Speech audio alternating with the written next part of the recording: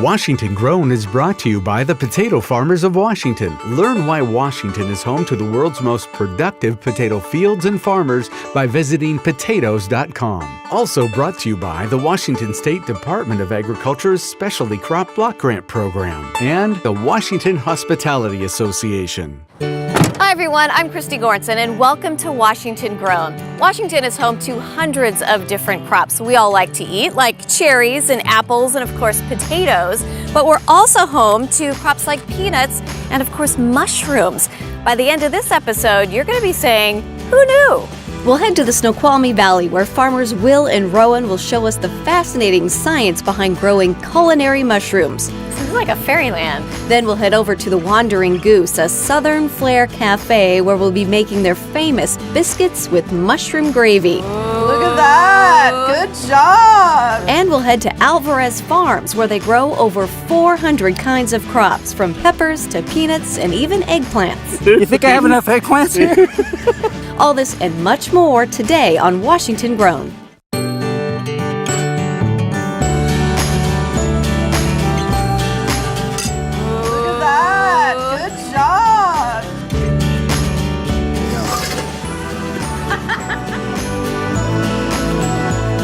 Look at those beautiful carrots. You gotta go fast. Hot diggity. How good does that one?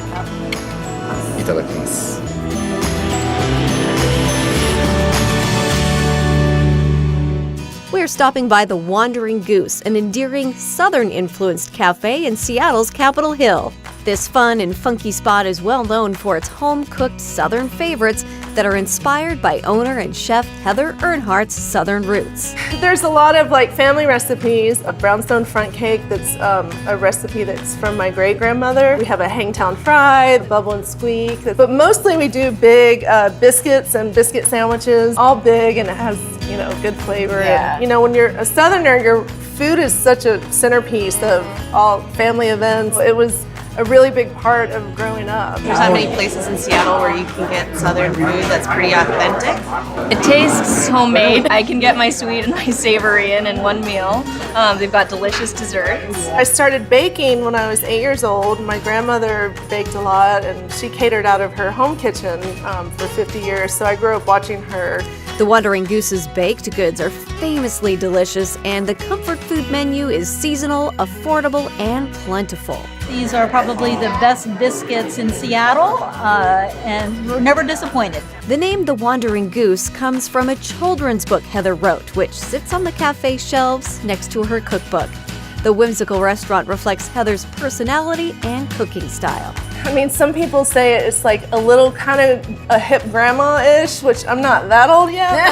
No, you're not. I think people take food too seriously sometimes. So I wanted, someone to come in and get a plate of food and really enjoy it. Later in the show, Heather will show me how to make her famous biscuits with mushroom gravy. Look at that. Good job.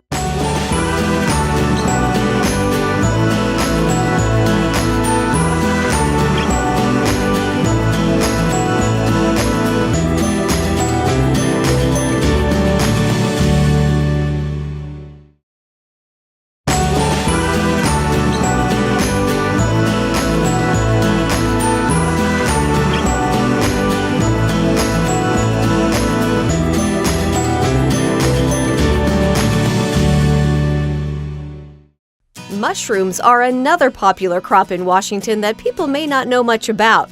Today we're at a farm in Duval to see how the process works. Tucked away in the trees, the team at Sno-Valley Mushrooms mixes science with a whole lot of fun. So Will and Rowan working together, selling mushrooms, growing mushrooms. Will, Rowan, and their team grow different mushroom varieties, including shiitake, blue oyster, and piopini. Their high quality all begins with where the mushrooms grow. They basically are growing on this sawdust that we get from the mill and that we allow to decompose before we formulate the substrate with it. The substrate is the block of material that will become home to the mushrooms. So we get the right mixture of grain and bran and sawdust in there and add water. Logan is our master substrate hydration specialist.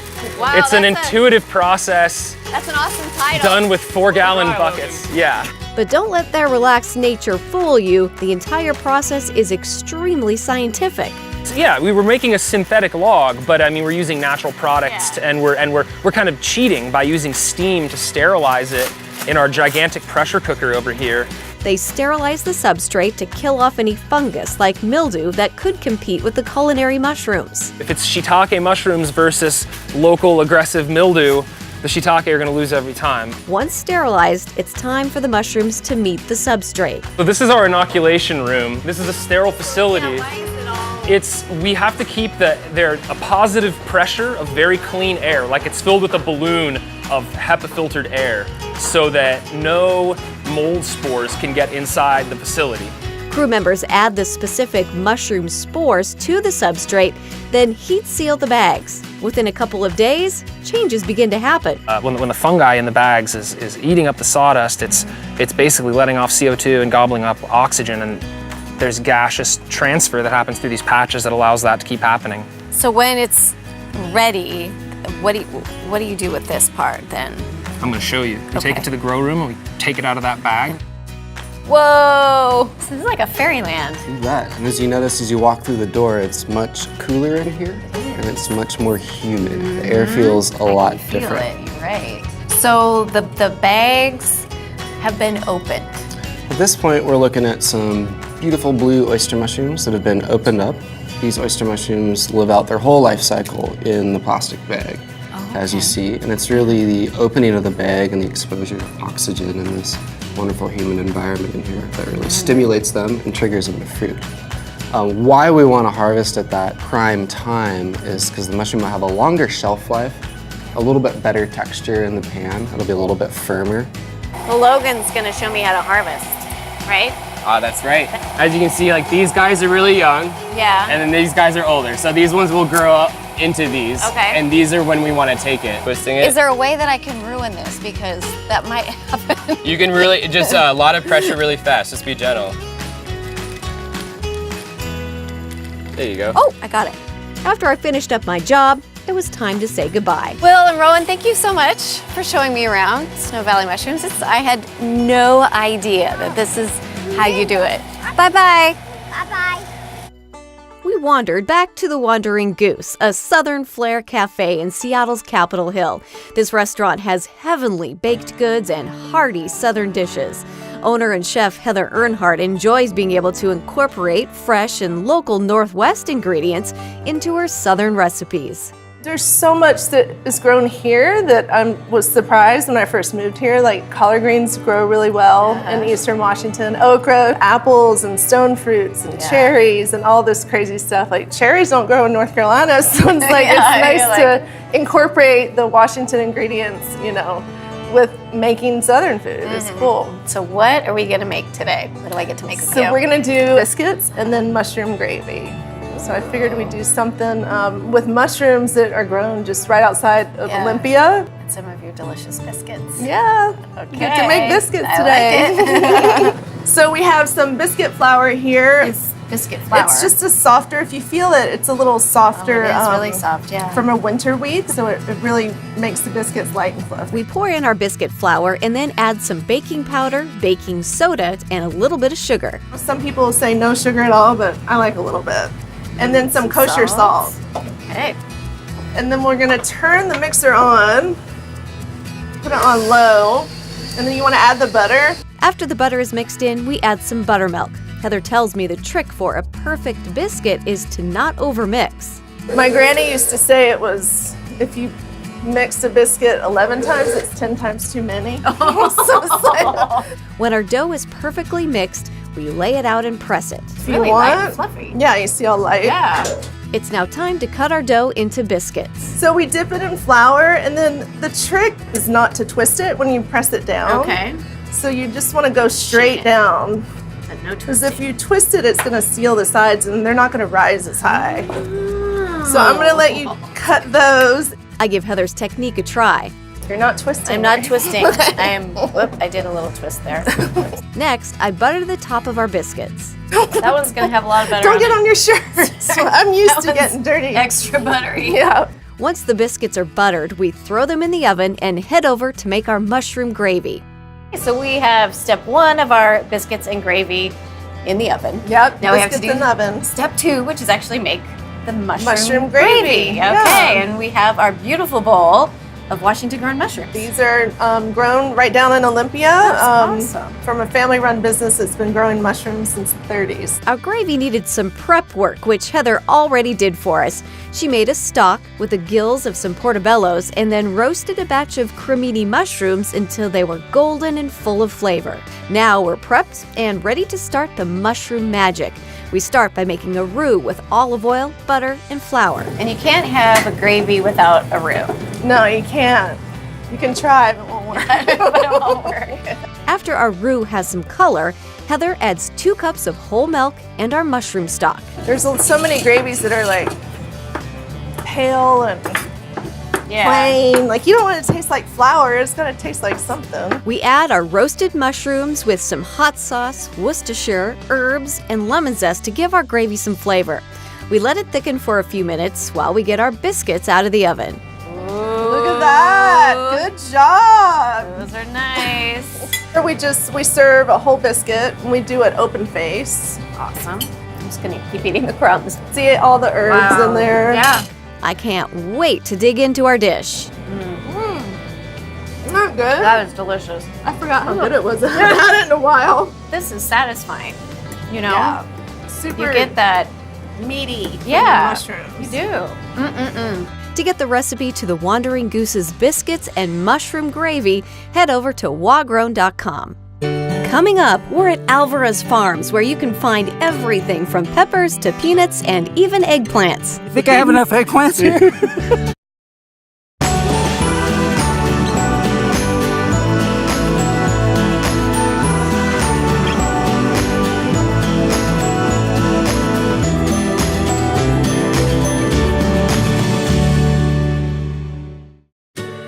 This is Hilario Alvarez, and he absolutely loves farming his 82 acres near Mabton. And this one over here, Wow. this is, so beautiful. This is neon eggplant. Look at that. His energy is contagious, and we could hardly keep up with him. And this is the ghost pepper, Eesh. and that is the habanero white. Eesh. This is very, very hot pepper. Don't rub your eyes. Yeah. When you start and eat it, that one that you have the smoke in the Yeah, ear. exactly. He grows organic vegetables for Seattle farmers markets, and he grows a lot of crops you'd never guess were grown in our state. How many different vegetables are you growing here? I grow about 400 different types of vegetables. 400? 400 different types. I grow the 200 varieties of peppers and 50 different kinds of eggplant, and then 40 different kinds of tomatoes, and then I grow the 20 different kinds of zucchini and 15 varieties of the potato. Wow. I got all kinds of potatoes. You never see it, you can see it in the Alvarez farm. In addition to all this, Hilario grows about 2 acres of peanuts each year. He starts them in the greenhouse and then transplants them to his fields in May. Look at that. Yeah. See, they need see all these roots over here? Right. They need another 4 weeks to yeah. full it up, everything that one. So that's essentially all the peanut is. It's just at the end of the root. Yeah, end of the root, see. Hilario started farming his own land after working on a nearby farm. I started to farm in 1976 for somebody out in the Wapato area to the Filipino farmer. And then in 1981, I started to farm self-employed. Nice. In 1988, I buy my own land. 1988, I buy this place first. Why grow so many different and unusual varieties? You know, because when I grow a lot of kinds of vegetables, the people, they want to spend me $1 in each kind of, or try my vegetables, each kind, Right. you can spend me $400.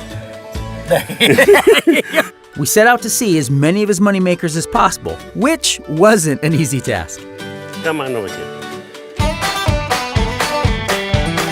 Beautiful eggplant. Oh, wow. The purple rain. My goodness, you are the eggplant growing machine. You think I have enough eggplants here? Let's go check out the peppers. Yeah, calling golden cayenne. Golden Tomatoes. cayenne. Yeah, this is the golden. They turn That's it. beautiful. There's a lot more to peppers than just straight up jalapenos. This is my own pepper. Your own, very own. Yeah, nobody have that variety. purple banana. You saw it here first on Washington Grown. The purple banana. Yeah, purple banana. Well, you're doing some amazing work. I mean, you're growing a lot of cool stuff, and I mean, a lot of peppers. I mean, you keep it up. I appreciate this, Hilario. Thank you for having us come out here, and you retire soon. Yeah, go home. You don't want to see more peppers? No, I do. I was just making a close for the show. But we can go see more peppers.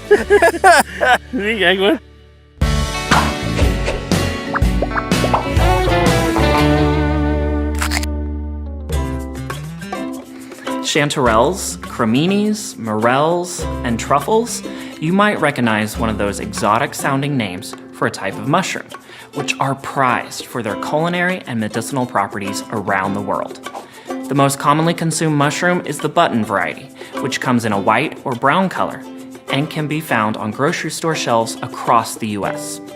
They provide a rich source of B vitamins, which help us maximize the energy from the food we consume and may help protect our cells from oxidative stress, a process that contributes to aging and cancer. Mushrooms also contain iron, a mineral that will reduce your risk of becoming anemic. And finally, mushrooms are a good source of phosphorus, which is a critical component for building strong and healthy bones. While many people in Washington enjoy hunting for wild mushrooms, many varieties are inedible and could be toxic. So when mushrooms are on the menu, my advice is to leave the hunting and gathering to the experts and just pick some up at your local Washington farmers market or grocery store. Coming up, Tomas is out seeing what people think of a Washington-grown watermelon salad. These are good watermelons. They're growing right here in our state.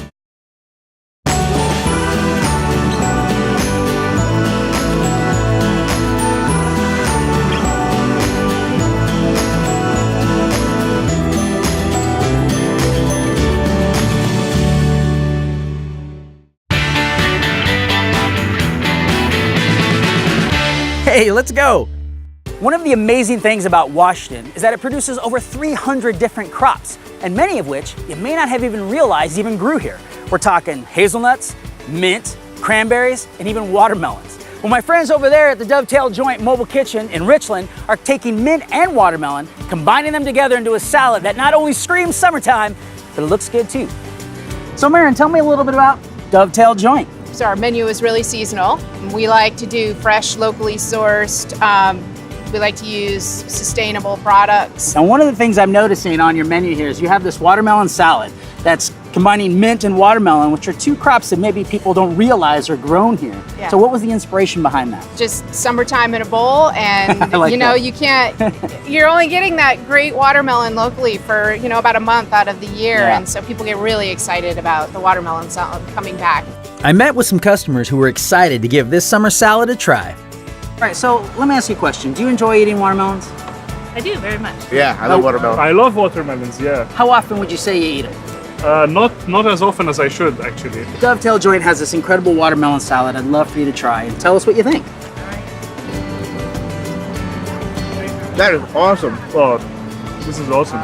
Super juicy, super fresh, really flavorful. It hits all the parts of my palate that I want it to. Packed with all these like interesting flavors that kind of explode in your mouth. I love it. These are good watermelons. They're growing right great, here in our state. Did you know Washington is home to several different climates? That's why we're able to grow all these different crops. I'm sitting down with Nick Bond, the Washington State Climatologist, to talk about our state's unique microclimates. You are focused on what is happening as far as temperature and precipitation and all that kind of stuff. Yeah, so what the Climate Office tries to do is be kind of the source of climate and weather information, past, present, and future.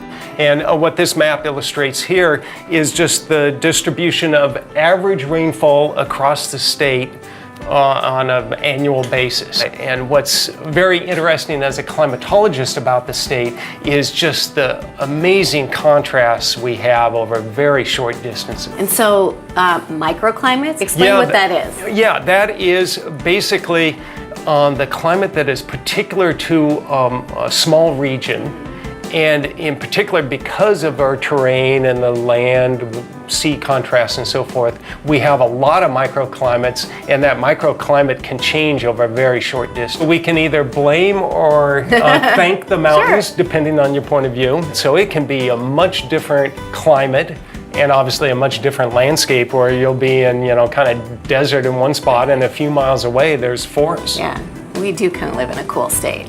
Yeah, and that it does make it a complicated situation. And when it's difficult for you, it's got to be difficult for people like the farmers and growers who rely on information coming from you. That's right. And one of the challenges there for the agricultural community is that it's not always the same from year to year. A lot of it has to do with trying to anticipate, what's the growing season going to be like. How do microclimates impact just, average people? Certainly, a lot of people around here are gardeners, of course. Yeah? There are certain spots that are on the cool side, other spots are, on the warm side. Wind is a big deal. And there are places like around Whidbey Island, it's really windy. That's a good thing.